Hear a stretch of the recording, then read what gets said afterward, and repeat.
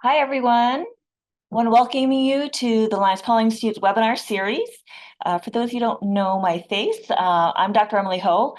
I'm the Endowed Director for the Linus Pauling Institute, and I'm really happy to see you all here. And again, welcome you to today's webinar, Aging Well, Top 10 Micronutrients for Optimal Health. We're going to talk about this new and important project that we've been working on at the Institute for the last little while. We're calling it our LPI's Top 10 for short.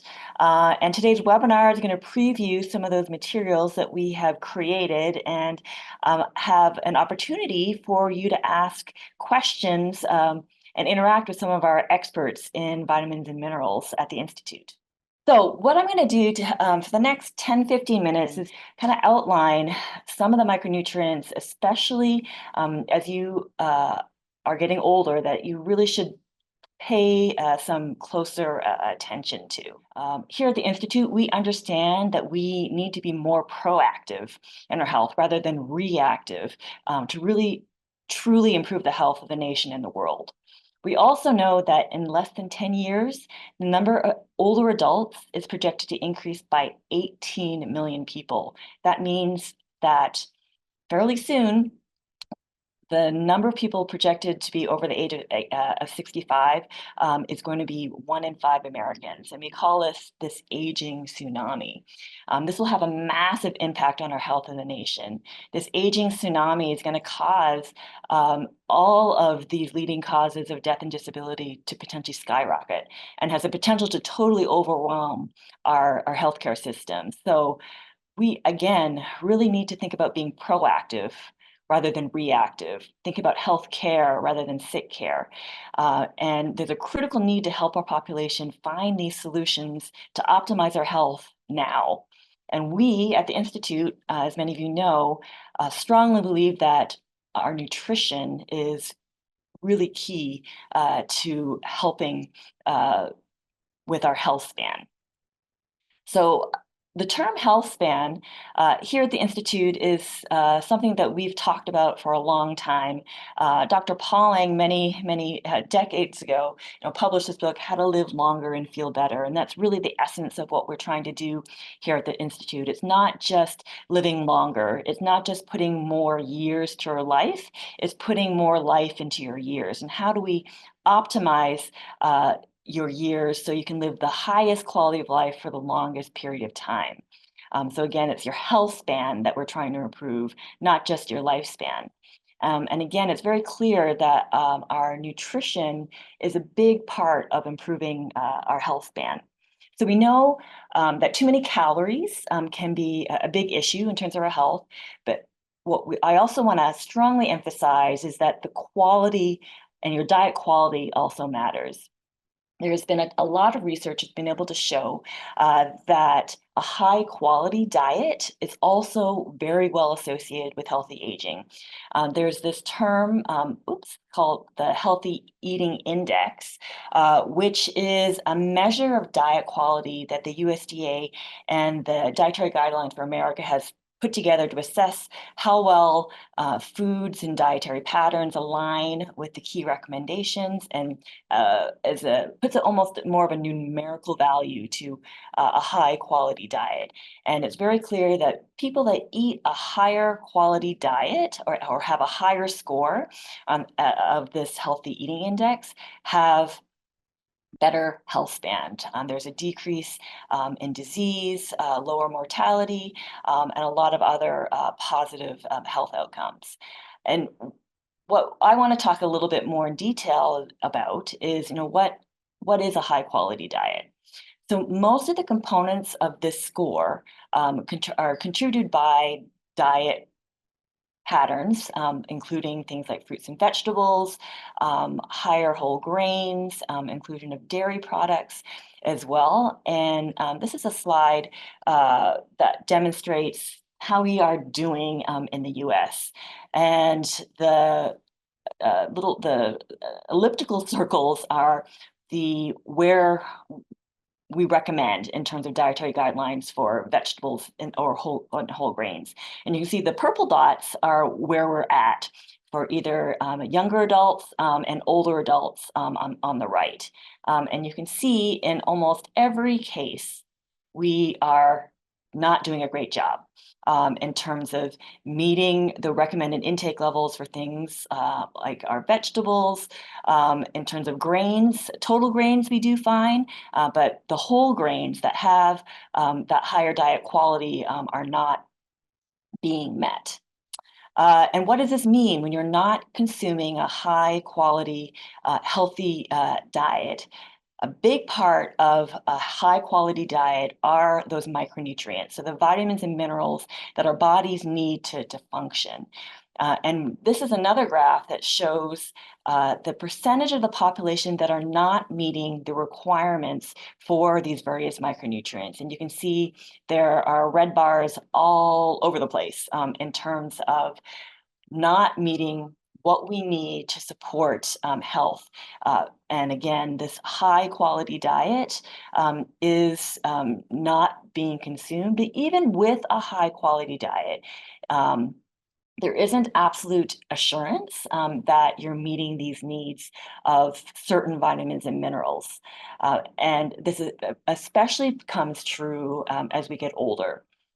So as we talk about the top 10, which I'll share with you in a moment, these are nutrients that we need to pay close attention to. And in some cases, supplementation is going to be needed, that consuming even what we think is a healthy diet may not be adequate.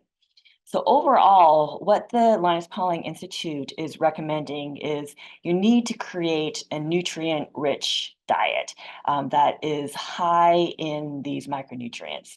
So the micronutrients, again, are these various vitamins and minerals, and they do come from many of the foods that you eat. However, especially as we get older, there are some nutrients that we're gonna highlight in a moment that we like to call are highly susceptible to shortfalls. So even with a high quality diet or perceived high quality diet, there are specific nutrients that still tend to be shortfalled and you may not be getting enough of. And to address these shortfalls, the Institute does recommend that all adults take a daily multivitamin, multimineral. Again, what I'll show you in a moment is there's even some other nutrients that we may need a little bit more of in addition to that multivitamin. But that multivitamin really just acts as great insurance in terms of making sure that you're meeting your needs. So what are our top 10? So here are the top 10 micronutrients that the LPI is currently recommending. So there are, again, right now we're focusing on vitamins and minerals. So there are both vitamins and minerals that we are including in these top 10. And of these top 10, there are some specific nutrients that we strongly believe, especially as you become an older adult, that you need to pay even more closer attention to. And there may be an elevated need to consume even more, in some cases through dietary supplements. So this is going to be as a brochure that's going to be available both in print and online. And again, this is the first time that we are sharing this resource with you. So you're getting an early preview. But what this brochure is going to look like is, here's the first page of it in terms of just kind of the general premise of what the LPI is recommending in terms of the top micronutrients to consider for healthy aging and aging well. On the second page, and I know this is a little bit hard to see, I'm going to go through each of these micronutrients separately so you can see them a little bit better. But we have on the left micronutrients, let me see if I get my laser pointer working here, listed here on the left. Right next to it is a table that outlines where these micronutrients can be found from foods. There's a little middle panel that talks about just some considerations. And in particular, in some cases, it's where better sources may be, when you may need to think about an additional supplement. And the other thing I want to highlight is this section on the right. where we've developed a little bit more detail in terms of how each of these micronutrients are helping you. So each icon represents various ways that each of these micronutrients support health. So I've blown it up here a little bit more. So again, the plus 50 are the micronutrients that we almost like to call our age essential nutrients that you really need to think about them more as we get older. In a lot of cases, these ones marked as 50 plus, that we know there is an age-related decline in terms of our ability to absorb or utilize some of these nutrients. So again, there are ones, all the nutrients that are listed in our top 10 do tend to be nutrients that are not consumed by the average American in high abundance and are putative shortfall nutrients. But the ones with plus 50 have an additional, as you get older, there are other issues in terms of getting enough to meet your needs. And then on the bottom part of this legend are, so if you're, for example, more really want to know in terms of micronutrients that help with cognitive health in your brain. You can see in particular what nutrients feed into that. So again, on the right, we've listed the micronutrient health impacts that each micronutrient has. So there's things like cardiovascular endpoints, blood pressure, cognitive health, immune health, muscle function, bone health, wound healing, and skin health outlined. So for each nutrient, we've tried to outline that more specifically. So I wanted to just take a little bit of time and go through our top 10. Again, these are all components that are in the brochure. This is just a little bit more readable. But here's B6 as one of our initial top 10, where they can be found in terms of food products. This again is one of our ones that to look at more closely as you get older, because we know that absorption tends to decline with age, and B6 in particular helps support things like our immune health, bone health, and skin health. B12 is another one of our water-soluble nutrients. It tends to be found in protein-rich foods. And supports things like our cognitive health, our immune health, and muscle function. It again, B12 in particular, older adults, it's very common to lose a factor called intrinsic factor that helps with B12 absorption. So older adults, in terms of B12, may need to look at additional supplementation to be able to meet their needs. And we're happy to answer questions about these. I'm just going to go through each of these fairly quickly, but again, we'll have a chance to talk to our micronutrient experts for more questions.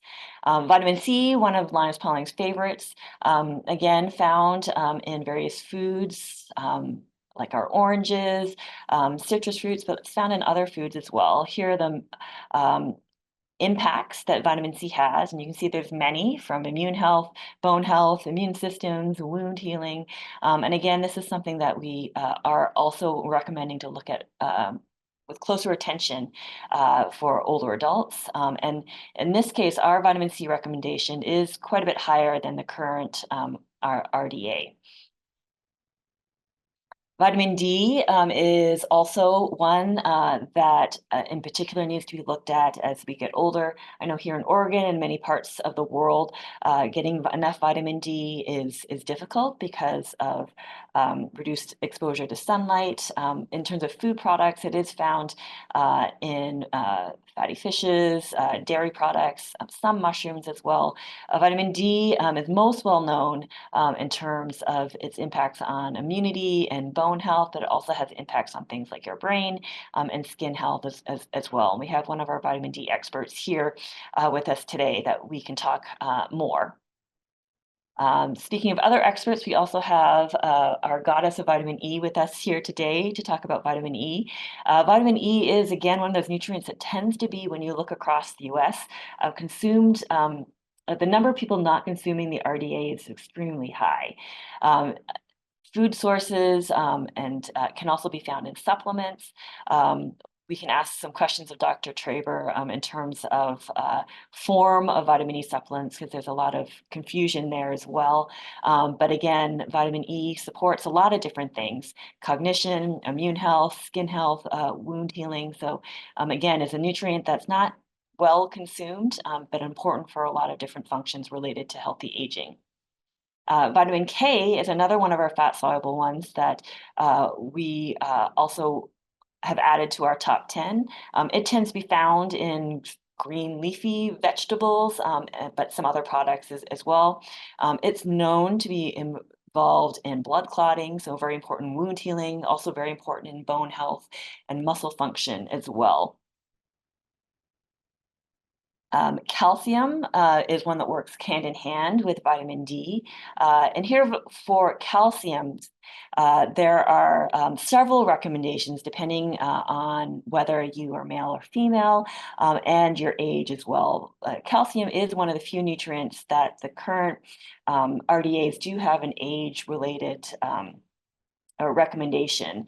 But here at the Institute, we believe that in addition to calcium, there are other age-related nutrients that need to be considered and potentially elevated as well. Magnesium is another mineral in this case. Magnesium is another one of these nutrients that a high proportion of the US are not consuming the RDA. So levels of potential deficiency for magnesium are potentially fairly widespread. Magnesium is found in a variety of foods. Especially plant-based foods, spinaches, leafy green vegetables. But again, it does tend to be a nutrient that's not consumed enough of. So taking a multivitamin, multimineral with magnesium is likely important. It's important in blood pressure, muscle function, and also bone health. With magnesium, there is some concern in terms of kidney function. So magnesium, we have a note here in terms of if you are taking a supplement, you shouldn't take a supplement, especially if you're over an older adult over 350 milligrams per day. Potassium is another mineral that is very high on the list in terms of individuals getting not enough of. We get a lot of the other salt, sodium in the US diet, but not nearly enough potassium. It's also very important in terms of fluid balance, blood pressure, muscle function, and also bone health. If you are consuming fruits and vegetables, high quality diet, you may be getting enough potassium, but in general, the average American is not getting enough. And then the last one of our top 10 is one of, if you've heard me talk before, one of my favorites, zinc. It's a mineral that's very important, especially in immune health, also wound healing. It is also one of our nutrients that we know as we get older, we tend to absorb less.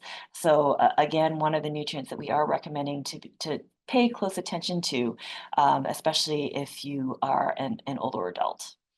So that's just a really brief overview. And again, we'll have lots of time for questions, but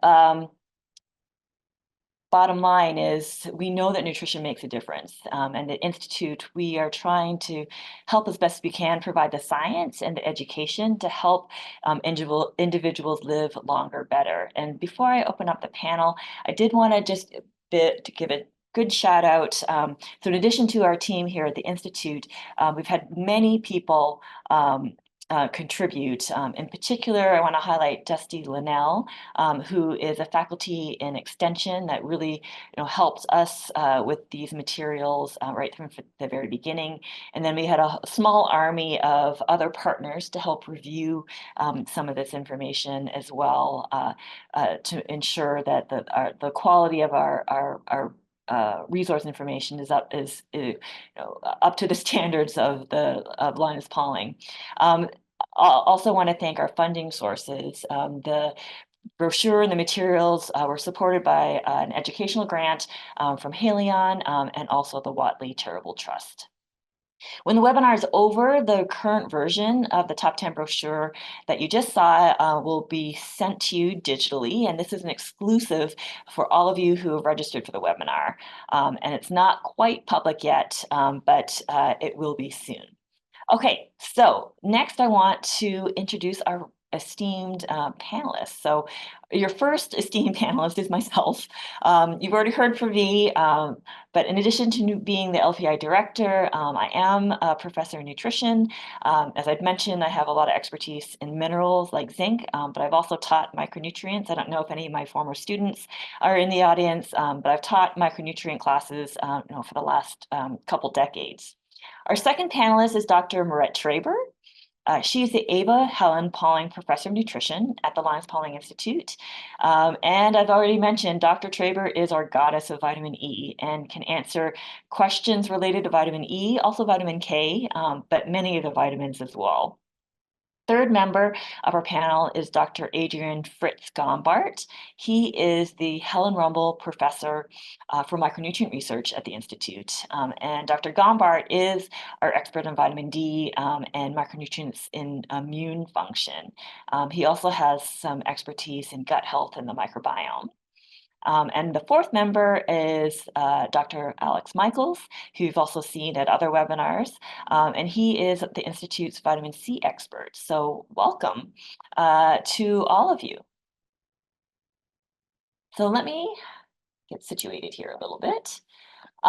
So to start off some of our questions, I've talked a little bit about this already, but maybe from each of your nutrient expertise, one of the questions we got online is, can you get these top 10 just from foods? Or do we need to think about supplements? Maybe I'll start off with the vitamin. I know vitamin D is one that we've talked a little bit about in the past in terms of potential need for supplement. Dr. Gombart, do you want to comment? Yeah, I'd say that supplements probably do play an important role in making sure that people do get adequate intakes or meet the RDA for vitamin D.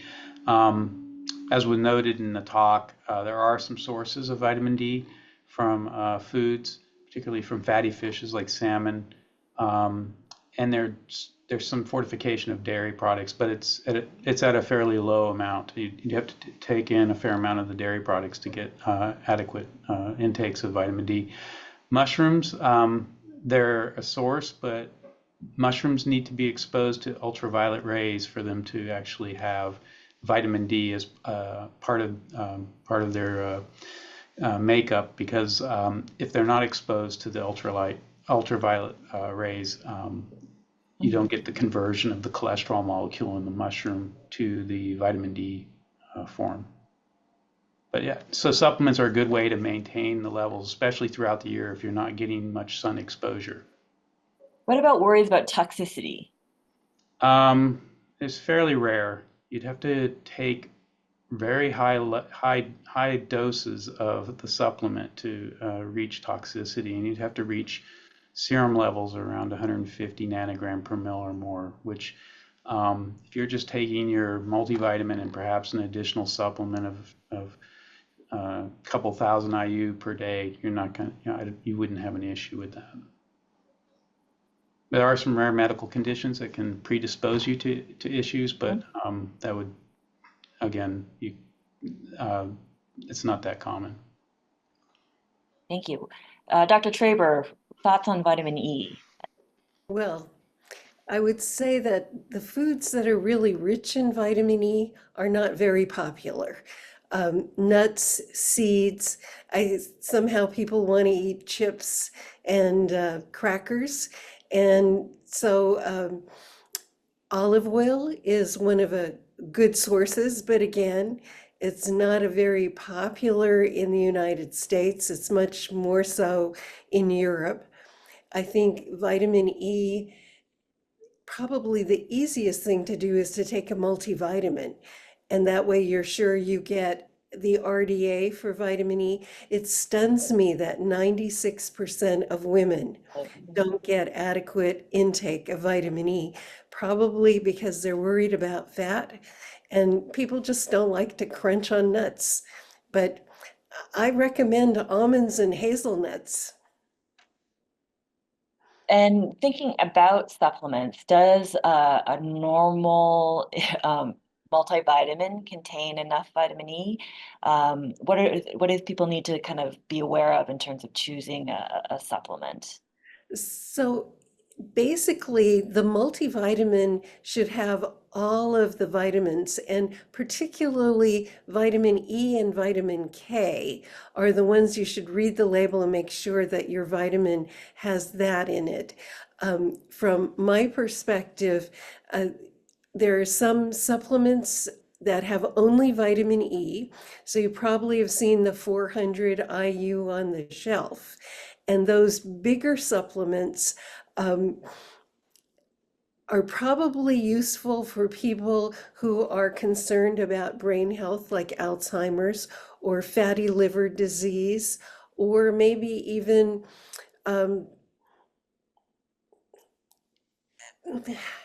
those are the really big ones. Heart disease has not really proven to be useful to take vitamin E supplements. So I recommend that you really stick with just a multivitamin and eating more green leafy vegetables.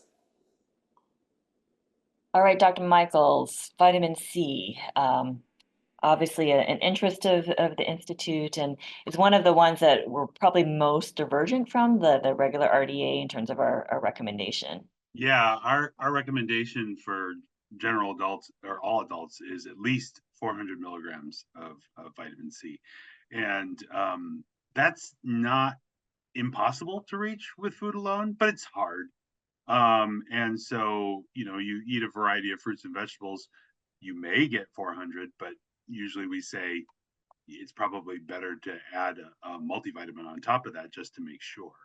And then if anyone chooses to take more than 400 for whatever reason, and there's plenty of reasons that people do so, that's going to be very difficult to get from supplements, or without supplements, I should say, just from food alone.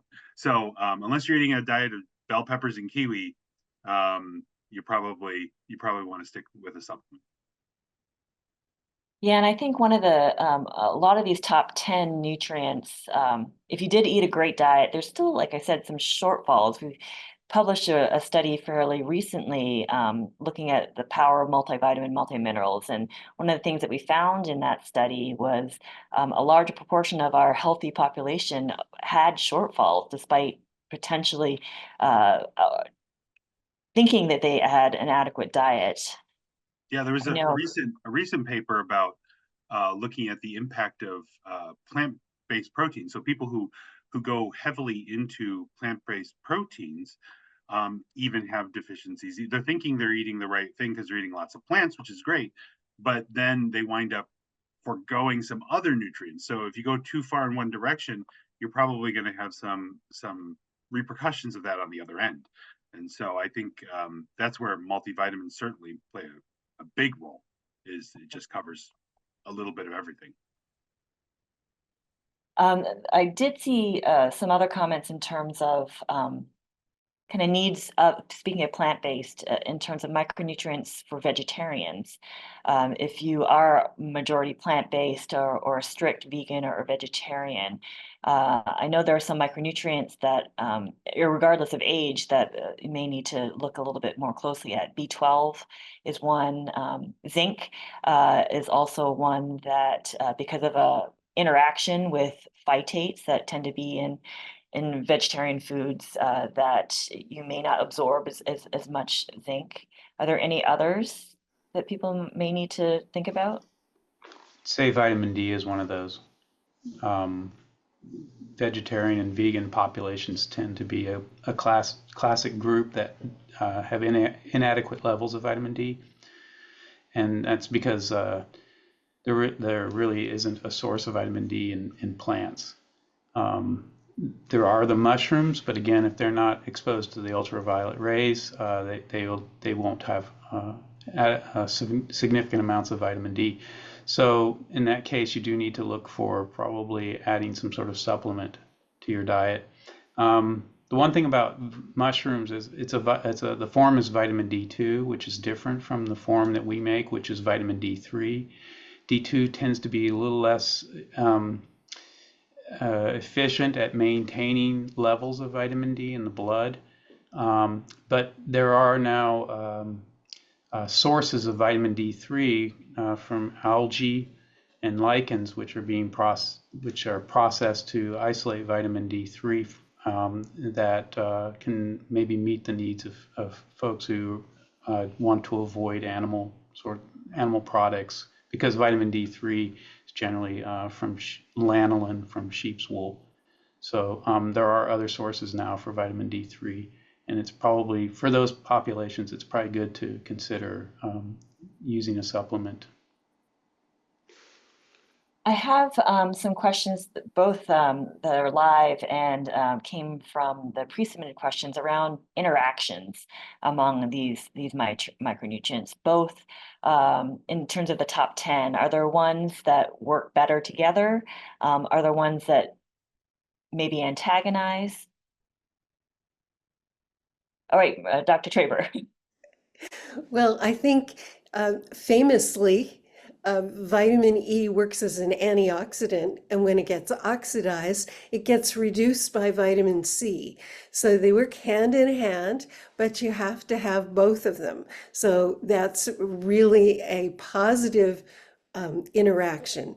The negative interaction may surprise a lot of people, that if you take too much vitamin E, you can actually get a lot of bruising and bleeding. And that's because vitamin E competes with vitamin K for absorption. So the vitamin K doesn't get absorbed. And we all know vitamin K was discovered because it is important for blood clotting. So if you don't get enough vitamin K because you took 4 pills of those 400 IU vitamin E pills, that's what's doing it. So I recommend to people who take vitamin E supplements, be sure to eat lots of green leafy vegetables, kale, spinach, collard greens, also broccoli. So broccoli, Emily, is going to help us get both vitamin K and zinc, as well as there's a little bit of E in the broccoli too. What about thoughts in terms of, taking like the multivitamin, multimineral versus many different pills separately given, some are water soluble, some are fat soluble, are some better with an empty stomach, are some better with food? Do people in the audience need to worry about those things? Hey, I'll jump in again. Sure. It turns out that vitamin E supplements, so the tocopherol acetate, so that's a complicated word, but it means there's acetate stuck on the tocopherol so that it doesn't get oxidized in the bottle. That form actually needs to be taken with fat. So you have to eat it with a meal. So I recommend people, if they're going to take a multivitamin, to eat it with a meal. It doesn't really require a lot of fat because the food itself stimulates digestion. But personally, and I know what all those numbers are, I would really be at a loss trying to figure out how much of this pill and how much of that pill I should put together to get the right amount of things. So it's so convenient. Oops, I lost my ear thing. But it's so convenient to take the multivitamin because somebody else has done all the hard work, put it all together in one pill for you. Yeah, and I would echo, at least for the minerals, taking them with a meal helps with absorption. Protein tends to help with absorption of a lot of, because they piggyback on amino acid transporters. And also, one of the number one complaints for mineral supplementation is it gives you a bit of a tummy ache. And if you have food in your stomach already, that's a lot of that symptom is alleviated quite a bit versus taking it on an empty stomach.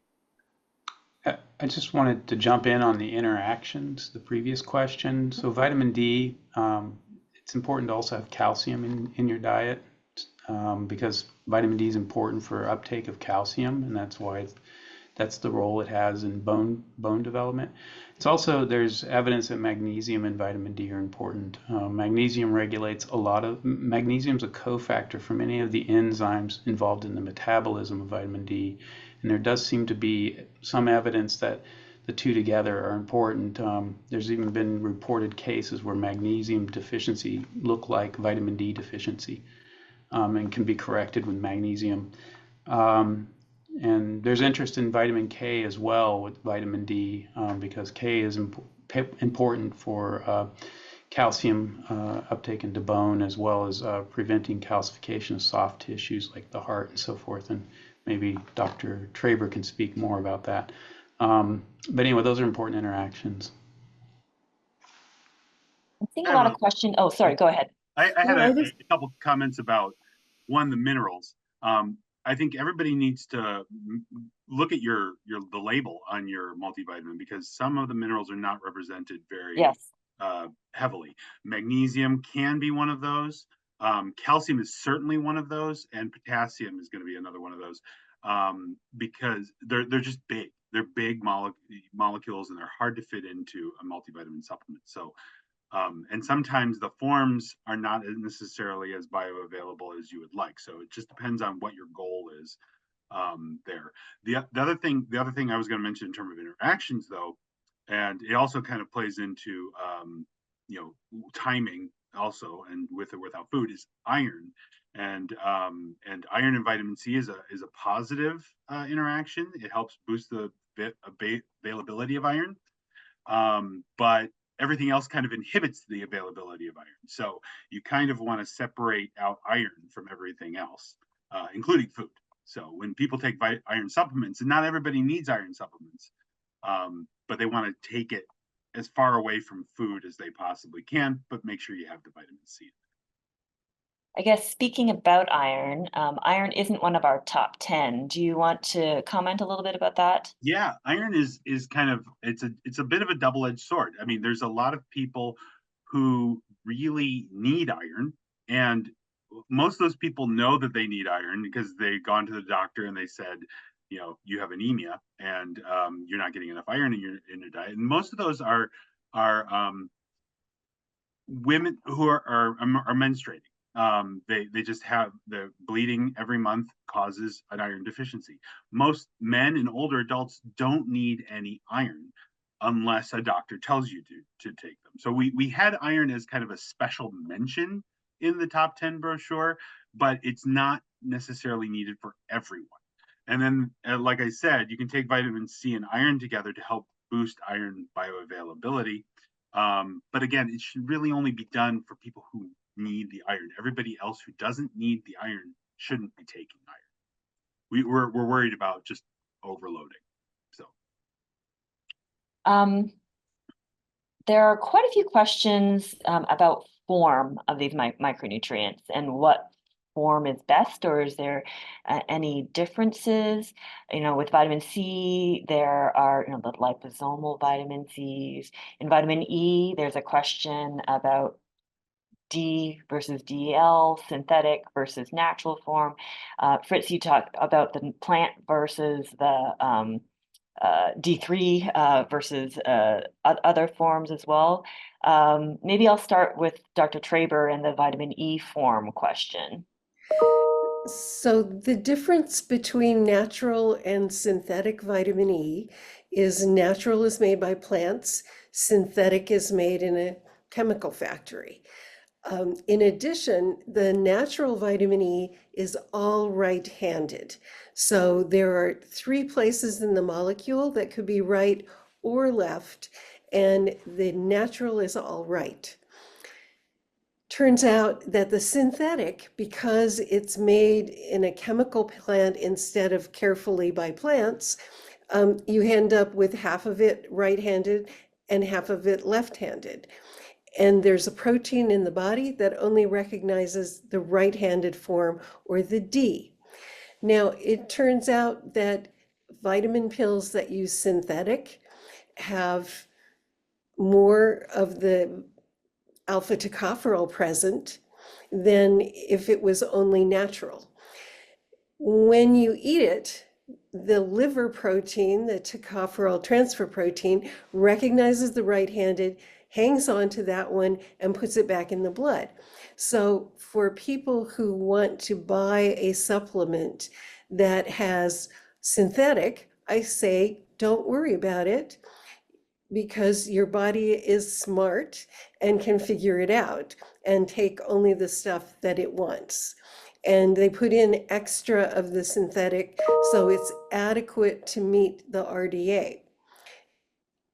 If you're buying the 400 IU pill and you want to make sure you get the best amount for your money, actually you should buy the cheapest one, in my opinion, because they're all, the body can figure out natural or synthetic. So that's the kind of nutshell natural versus synthetic argument. Fritz, what about vitamin D forms?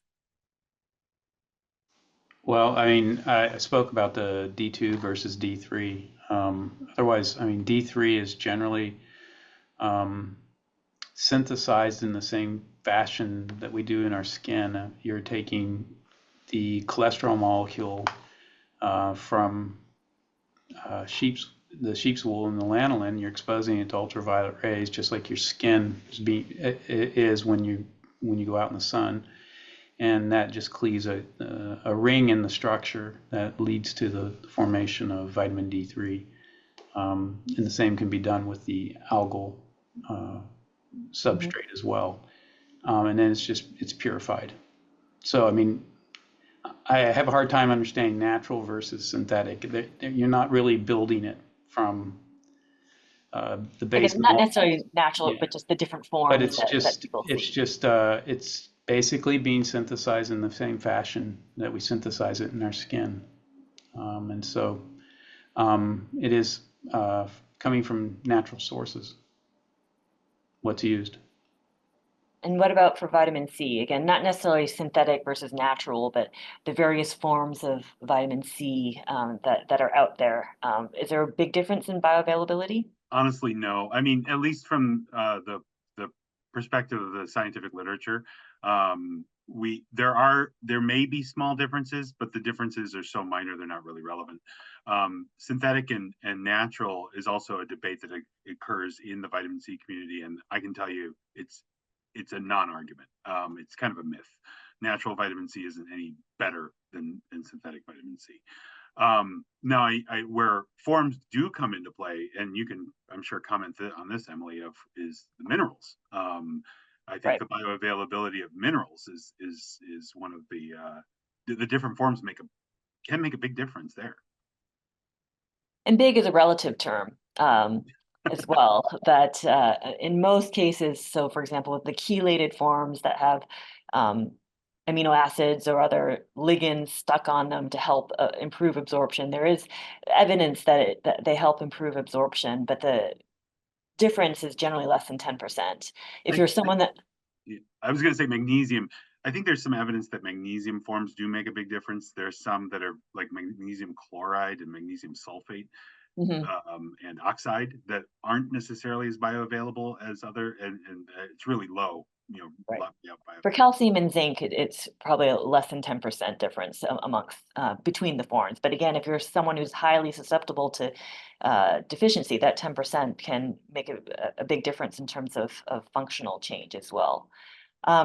Maret, there are some questions about vitamin K form in terms of NK4 versus MK7. Does that make a difference? Maybe explain what those are. Sure. So if you're eating a green leafy vegetable, you're absorbing phylloquinone. And for a long time, people thought that phylloquinone was the only form of vitamin K, and that there were some forms made by bacteria in the gut that you could absorb. Well, it turns out that's not exactly the case.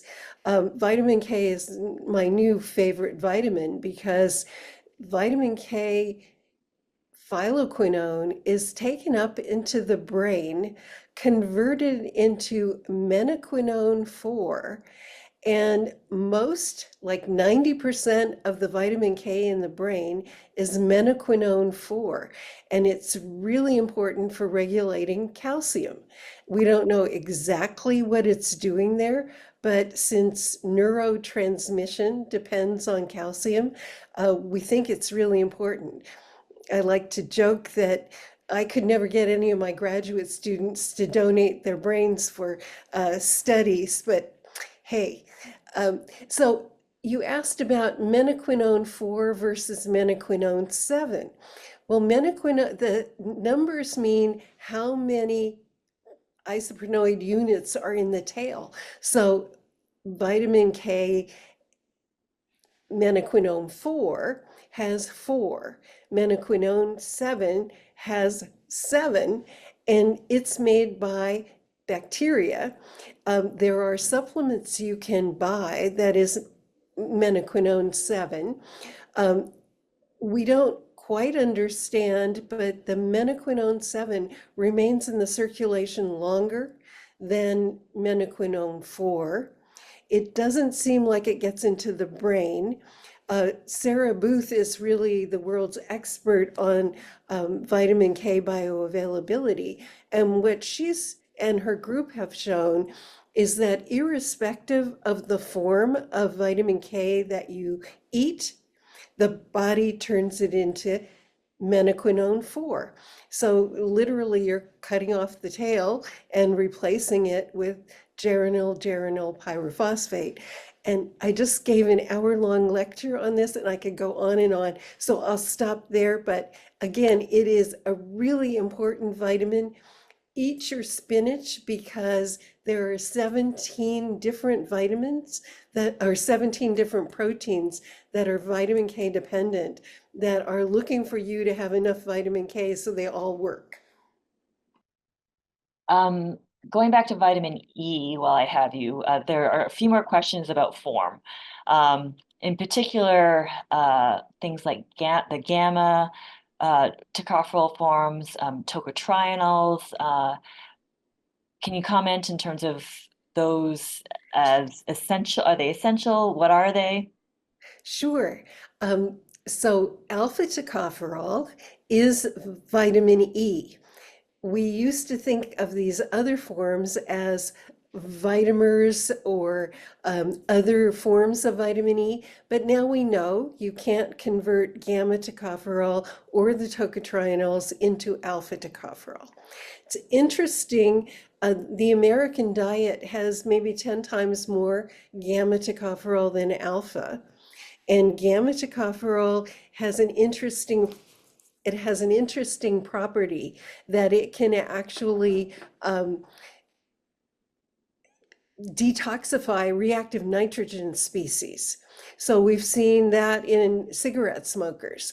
So it has some interesting properties separate. It also seems to be very important in immune function, but these are not vitamin functions. Similarly, the tocotrienols, they seem to go to the skin and the surface of the skin where they may be really important for either protecting the skin or protecting the surface of the skin from UV light. Again, these are not vitamin E functions because they don't have a protein that maintains them in the circulation. So we think alpha tocopherol has special properties and the body especially likes it. The other ones, the body works overtime, metabolizing them. It's not clear if those metabolites perhaps have important functions. More research is needed. So if you haven't already sent us your donation for Damn Proud Day, I'd like to recommend anything helps. How do people choose a multivitamin, multimineral, or their supplements? Are there recommendations that we can help guide people? Because there's a lot of products out there. Yeah, I think one thing is to look for the USP label on the bottle. That means these the vitamin that you're buying meets it actually is what is stated on the label, and USP that's is one, yeah. yeah, NSF is and another. right, Yeah, so third-party testing is definitely important. right. There are other third parties out there besides USP and NSF. Consumer Lab does some third party, testing of its own. Consumer Reports does some testing of its own. But the point is, you want the testing. You want the Right. outside testing. One thing before we run out of time, I think in favor of multivitamin would be some of the recent studies coming out now from places like Brigham and Women's Hospital and Harvard and so forth, showing that there's a real benefit to brain function and cognition, it seems, from taking a multivitamin.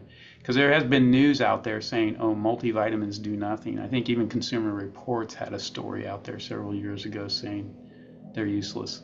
And I think that's not the case.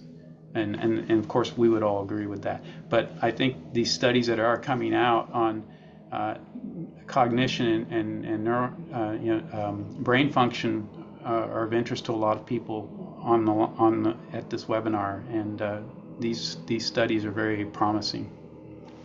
Yeah, Fritz, you and I have been involved in one multivitamin study, and we just had another one recently published last year with Dr. Hagen. So we know that multivitamins can be important. And I Right. think one other issue is, identifying these shortfalls is difficult.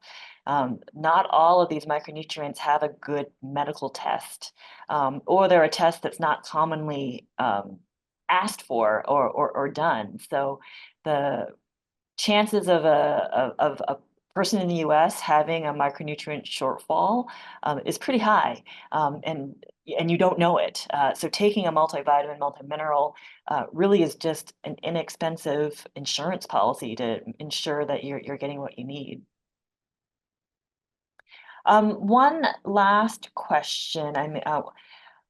What are some considerations special considerations that people need to think about, especially around medication use and potential interactions? In addition to just being older, many people, as they get older, have to take other over-the-counter or prescription medications. Are there specific interactions that the audience needs to be aware of? So I'd like to point out that warfarin is probably the most widely prescribed drug in the world. In the United States, I think a lot of people have now gone to different drugs like Plavix, but warfarin inhibits blood clotting, so it's very important to prevent heart attacks and stroke. So it's also important to recognize warfarin interferes with the activation of vitamin K. And that means that you have to make sure that when you're taking warfarin, you have consumed lots of green leafy vegetables and get your dose matched so that the warfarin is sufficient to keep your blood from clotting too much. But at the same time, you're getting enough vitamin K for those 17 vitamin K dependent proteins.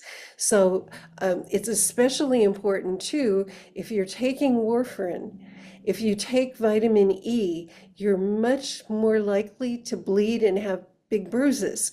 So that vitamin K becomes even more important. So if there's one thing I ought to emphasize here, is be sure to eat your green leafy salads and vegetables every day. A cup isn't too much. Remember Popeye. Alex, did you have some comments in terms of some other medications? Yeah, I mean, vitamin C does have very limited interactions with medications. Aspirin is one of those, especially with Maret was talking about bleeding. Aspirin and vitamin E is also an interaction we have to watch out for. But B12, I think, is the one that people need to really worry about. I mean, older adults already have potential issues with B12, as you mentioned.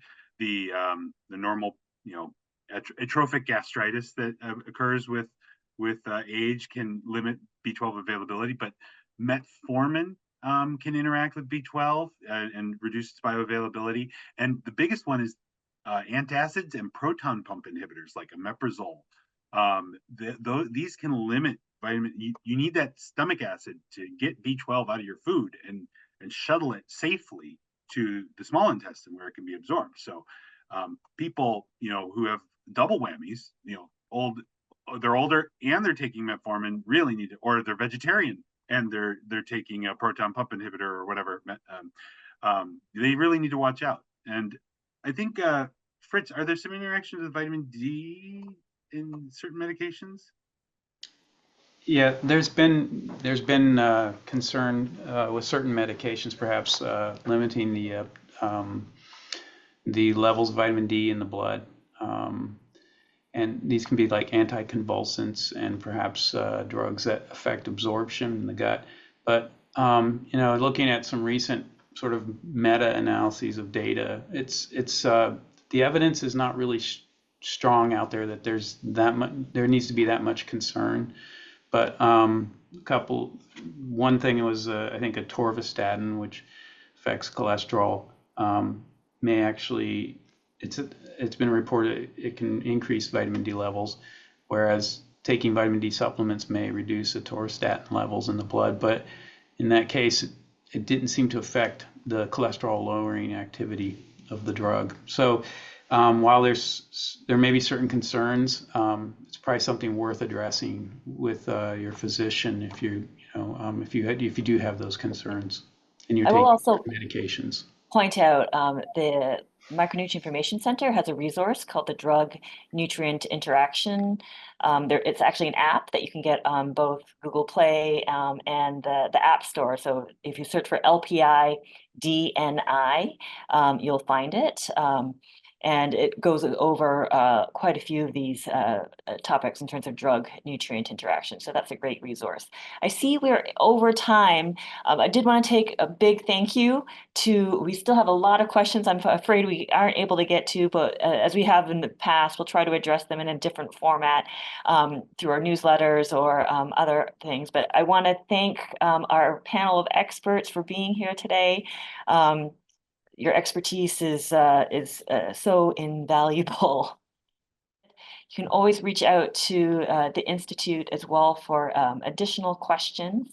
But again, if you are interested in supporting the LPI, we're highlighting the Healthy Aging Research Fund and the Micronutrient Information Center, both things that were highlighted today during this webinar.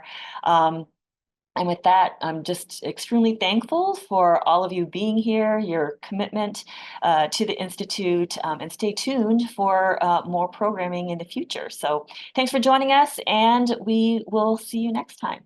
Thank you.